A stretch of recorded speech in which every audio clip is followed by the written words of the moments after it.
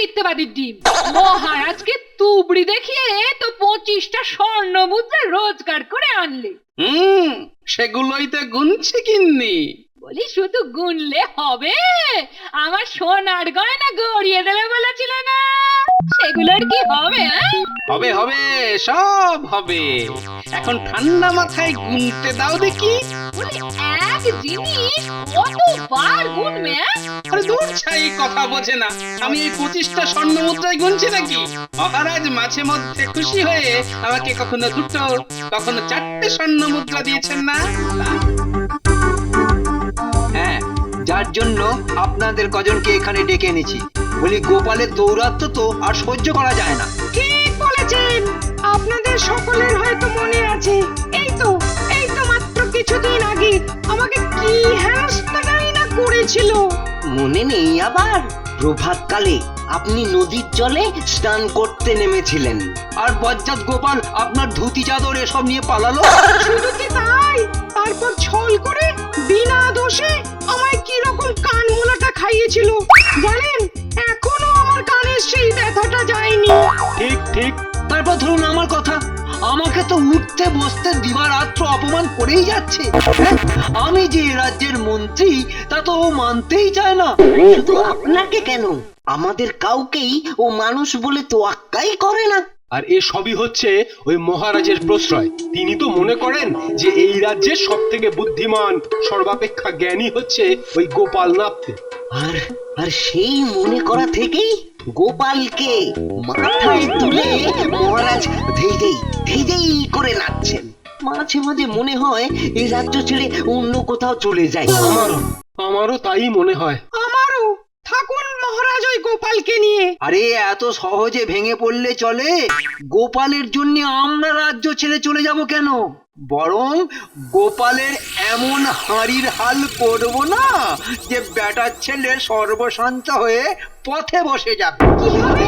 গোপালের বাড়িতে ডাকাতি করাবো। ডাকাতি? হ্যাঁ, ডাকাতি। ডাকাত এসে গোপালকে মেরে ধরে ওর সর্বস্ব লুটপাট করে নিয়ে চলে যাবে। তারপর দেখবেন পথের ভিখিরি হয়ে কাঁদতে কাঁদতে ওই হতচ্ছাড়া গোপালই তখন এ রাজ্য ছেড়ে চলে যাবে। তা ডাকাতিটা করাবেন কাকে দিয়ে? হ্যাঁ, কাকে দিয়ে?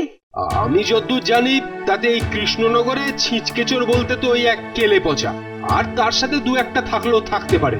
কিন্তু হাজার খুঁজলেও এই ডাকাতের সন্ধান আপনি পাবেন। পুরনো সবকটাকেই তো ওই গোপাল বেটা তাড়িয়ে ছেড়েছে। এখানে না পাওয়া গেলে অন্য জায়গা থেকে ডাকাত আমদানি করাবো। লোকে তো খাদ্য পণ্য এই সব আমদানি করায়, আপনি শেষে ডাকাত আমদানি করাবেন? হ্যাঁ, করাবো। গোপালকে শায়েস্তা করাতে শুধু ডাকাত কেন, দরকার হলে খুনি, গুন্ডা, হাঙর, হায়না সব কিছু আমি আমদানি করাবো। কিন্তু ডাকাত পাবেন কোথায়? সে সন্ধান আমি পেয়ে গেছি। হ্যাঁ, বহরমপুরের 2জন ডাক সাইডে ডাকাত আছে।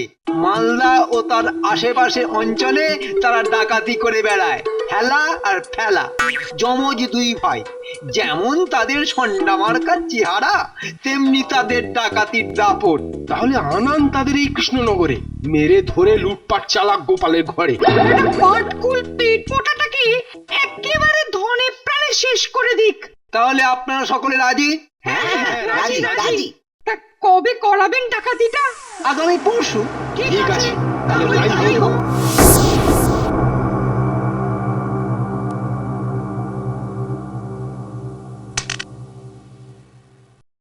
বলি এই মিথ্যেবাদীর ডিম, মহারাজকে তুবড়ি দেখিয়ে তো 25টা স্বর্ণ মুদ্রা রোজগার করে আনলে। সেগুলোই তো গুনছি গিন্নি। বলি শুধু গুনলে হবে?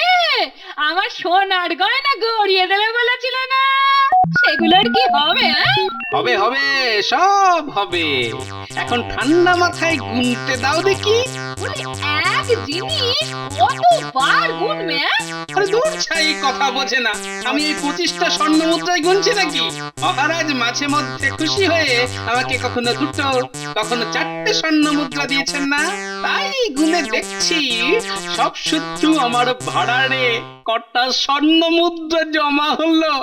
কটা হলো গো? মোট 42টা। 42টা? ওমা, দাদা যাবো গো। এই দেখো চেঁচিয়ে মরে, চুপ চুপ আস্তে, বলি পাঁচজনের কানে যাবে না। হ্যাঁ, সেটা তো ভেবে দেখিনি। তাই তো বলছি, হাঁক না করে চুপচাপ দাঁড়িয়ে দেখো, সময় মতো ঠিক গয়না গড়িয়ে দেব। কি মজা বলতো, আমরা ডাকাত বলে রাজা মন্ত্রীরা সব সময় আমাদের তাড়া করে বেড়ায়, আর এখানেই এই কৃষ্ণনগরের মন্ত্রী আমাদের ডাকাতি করার জন্য নিয়ে আসছে। সত্যি না ভাই, এই কথাটা মনে করলেই না আমার কেমন একটা অবাক লাগছে। আচ্ছা আচ্ছা, ওই যে গোপাল ভাঁড় না কি যেন একটা নাম? হ্যাঁ, যার বাড়িতে আজ রাতে ডাকাতি করব। হ্যাঁ, আচ্ছা সে কি খুব ধনী? ধনী না কেন জানি না, তবে এখানকার মন্ত্রী বলেছে ওর বাড়িতে নাকি প্রচুর সোনা দানা আছে। মন্ত্রী বলেছে ডাকাতি করে যা পাবো তার আধা আধি বকরা হবে। হ্যাঁ, আধা আধি বকরা? তাহলে রাজি হলি কেন বলতো? আরে আজকাল তো হাতে তেমন কাজকর্মই নেই, তাই তো রাজি হয়ে গেলাম। এখন মা কালীর কৃপায় আমদানিটা ভালো হলেই হয়, এ না হলে তো কীর্তি। এত দূর আসা, নৌকা ভাড়া দেওয়া, সব কিছু যেন মা গঙ্গার গব্বে না চলে যায়। হ্যাঁ, আরে ধর ধর, অত অদিবোস না তো। মন্ত্রী যখন ডাকাতি করতে বলেছে তখন মনে হয় গোপাল ভাঁড় লোকটা মন্ত্রী থেকেও বোধ হয় বড় লোক হবে। কৃষ্ণনগরের ঘাট এসে গেছে। হ্যাঁ ভেলা, চল চল নেমে পড়ি।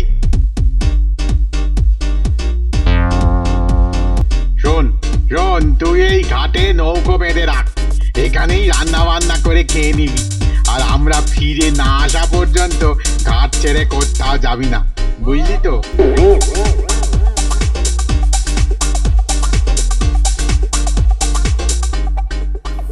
বুঝলে, খুব সাবধানে তোমাদের কাজটা সারতে হবে। কোনো চিন্তা করবেন না মন্ত্রী মশাই। শুধু একটা কথা বলো। বলছি, আমরা তো এখানে নতুন, রাস্তাঘাট কিছুই সেরকম চিনি না। তা গোপাল ভাঁড়ের বাড়িটা আমার লোক তোমাদের চিনিয়ে দিয়ে আসবে। আচ্ছা, এখানে ওই রাত রক্ষীর কি বন্দোবস্ত? এই বাসি বাজায় না রাত্রে, মানে রাতের প্রহরীরা কোনো ঝামেলা করবে না তো? সেনাপতিকে বলা আছে আজ রাতে সারা রাজ্যে কোনো চৌকিদার থাকবে না। ব্যাস, তাহলে তো মিটেই গেল। এখনো মেটেনি। আগে তোমরা ওর বাড়িতে ডাকাতি করে সর্বস্ব লুট করে নিয়ে এসো, তবেই তো বুঝবো সবকিছু মিটলো, তবেই তো বুঝবো তোমরা বাহাদুর।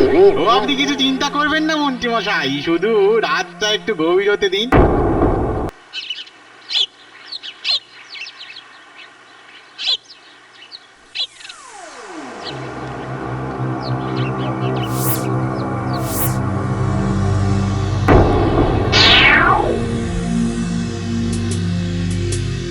আরে ও ভাই, তোমার পেছনে বিষধর সাপ, খবরদার নড়ো না।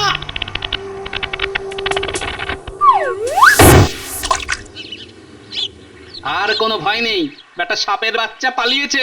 ভাগ্যিস সময় মতো এসে পড়েছিল, না হলে হয়তো তোমার আজকে গঙ্গা প্রাপ্তি হয়ে যেত।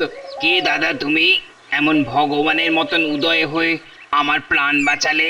আমি একজন সামান্য লোক, আর তোমাকে তো এই অঞ্চলে আগে কখনো দেখিনি বাপু।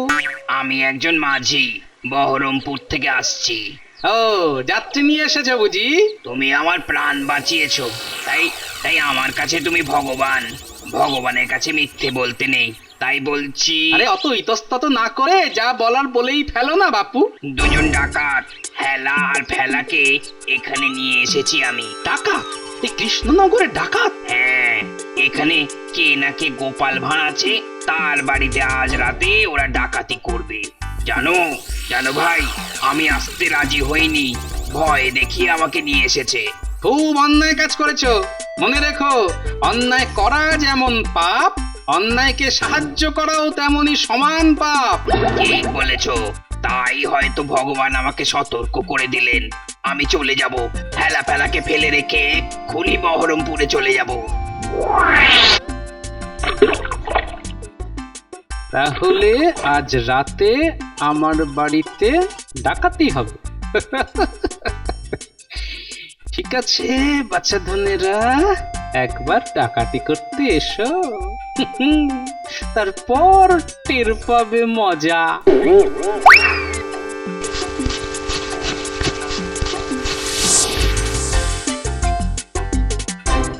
গিন্নি, রান্না ফেলে তাড়াতাড়ি ঘরে এসো।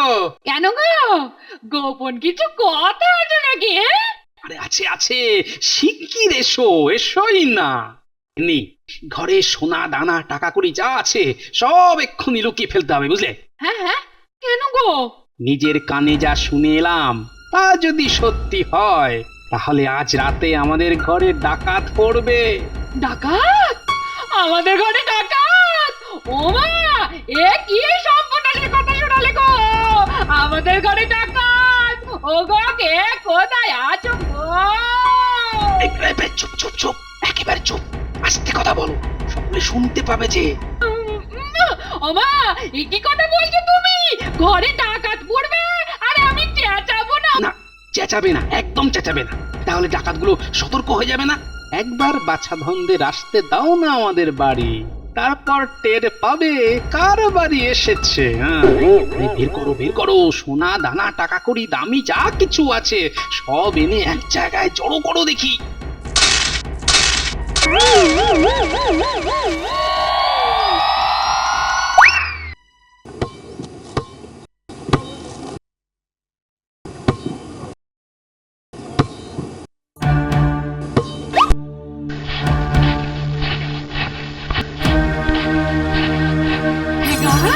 শুনেছি ডাকাতরা তো নাকি খালি হাতে ফেরে না, কিছু না কিছু তারা নিয়ে যাবে। তা সবই যদি হাঁড়িতে পুড়ে মাটির তলায় পুঁতে ফেলো, তাহলে কিছু না পেয়ে খেপে গিয়ে ওরা যদি তোমাকে মেরে ফেলে? দূর পাগল, সেই সুদূর বহরমপুর থেকে তারা আসছে আমার বাড়ি, তারা তো আমার অতিথি, তাই অতিথিকে তো খালি হাতে ফেরাবো না, তাদের জন্য তো কিছু রেখে দেবো নাকি।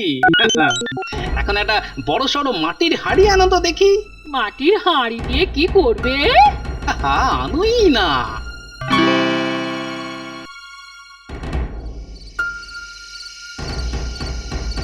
যা বলেছি সব মনে আছে তো? সব মনে আছে। এই না হলে আমার বউ।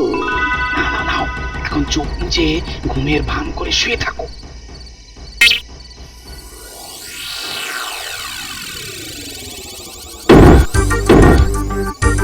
গোপাল, শুনছো? গোপাল, দরজা খোল। ওরা তাহলে এসে বলতো। দরজা না খুললে কিন্তু আমি দরজা ভেঙে ফেলবো। কে ভাই? তোর বাপ।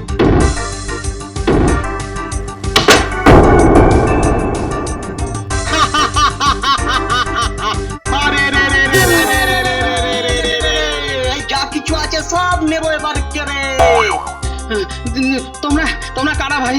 আমরা ডাকাত, আমাদের কাছে খবর আছে তোর ঘরে প্রচুর সোনা টাকা জহরত আছে। কি বলছো ভাই? আমি আমি আমি গরিব মানুষ, আমার ঘরে ও সব জিনিস আসবে কোত্থেকে?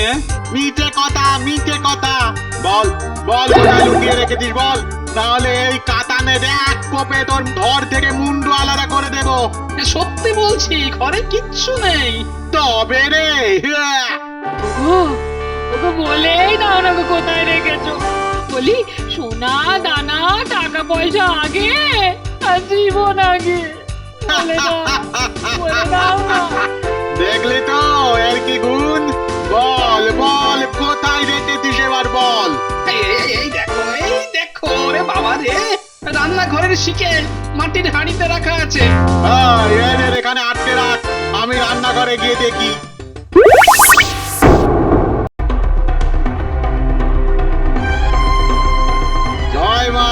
জয় মা কালী, পেয়ে গেছি, পেয়ে গেছি। বেশ ভারী মনে হচ্ছে, তার মানে ভেতরে ভালোই মালকড়ি আছে। চল রে, সব পেয়ে গেছি। ওরে বাবা কি ভারী রে, চল চল চল চল, সব পেয়ে গেছি। আরে রে রে রে রে রে রে রে রে রে রে রে রে। তাড়াতাড়ি আলতাটা ঢালো।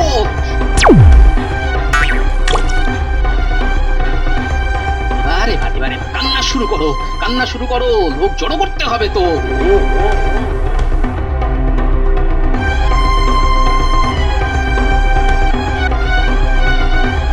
এসে গেছো, এসে গেছো, বাহ বাহ, খুব ভালো, খুব ভালো।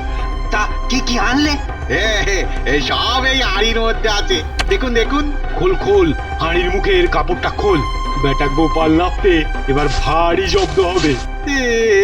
কি এসব কি এনেছিস রে হেলা? এসব কি এনেছিস? হ্যাঁ, ন্যাকামির জায়গা পাসনি, আমাকে ঠকাবার জায়গা পাসনি। হ্যাঁ, আগে বিশ্বাস করুন মন্ত্রী মশাই। চুপ, কোনো কথা শুনতে চাই না। আমাদের রাজ্যে ডাকাতি করতে আসার অপরাধে তোদের আমি গ্রেফতার করছি। কি বললেন? আটক করবেন? না, আমায় আটক করবেন, তাহলে আমিও সব কথা ফাঁস করে দেবো। হ্যাঁ, ও সেনাপতি তুমি থামো। এই বাবারা বাবারা, তোরা এবার বাড়ি যা, বাড়ি যা বাবা, অনেক দূর যেতে হবে। যা যা যা, বাড়ি যা, বাড়ি যা।